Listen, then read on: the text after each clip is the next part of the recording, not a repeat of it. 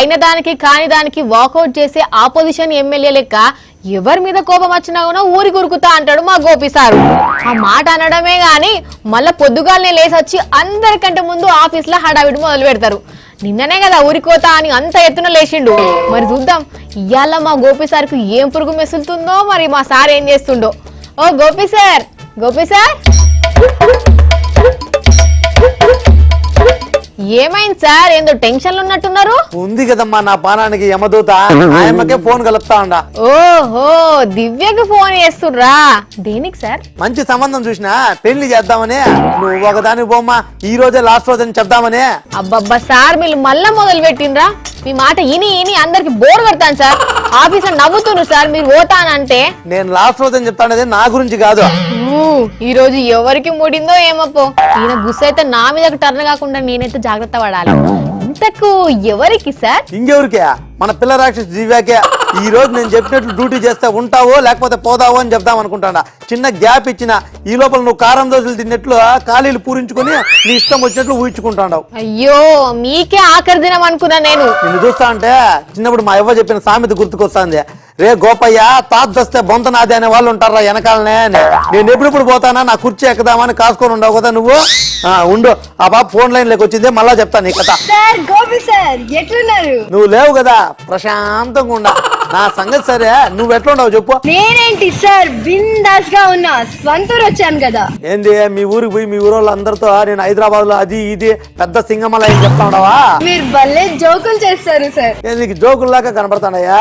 జోకులు కాదు, నేను ఒక సంగతి సీరియస్ గా చెప్తా ఉండా ఇను. ఏంటి సార్? ఈ రోజు నేను నీకు ఇచ్చిన అసైన్మెంట్ చేస్తేనే నువ్వు ఉద్యోగంలో ఉండేది, లేకపోతే పర్మనెంట్ గా ఇంట్లోనే ఉంటావు. ఎంత మాట అన్నారు సార్. నేను ఇప్పుడు ఎక్కడున్నాను తెలుసా?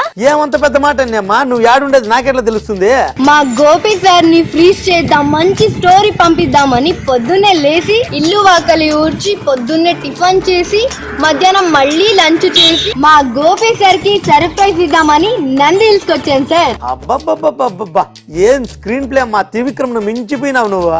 ఎవరన్నా ప్రొడ్యూసర్లు ఉంటే వాళ్ళకి చెప్పు, నేను ఆల్రెడీ రైటర్నే, ఇట్లా కథలు చాలా మందికి చెప్పిన. నిజం సార్, కావాలంటే మీరే చూడండి ఎంత బాగుందో టూరిస్ట్ ప్లేస్.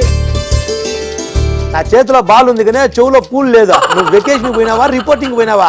వెకేషన్ పోయి రిపోర్టింగ్ అని కలరింగ్ ఇచ్చి నన్ను వేరోని చేస్తాండవా? నేను వరి అయినా పర్లేదు, మిమ్మల్ని అలా ఎందుకు చేస్తాను సార్? సరే గానీ ఆ ఏరియా స్పెషాలిటీ ఏంది? హిల్స్ బెంగళూరుకి దగ్గరున్న famous temple tourist place. So చూడండి సార్ ఎంత బాగుందో.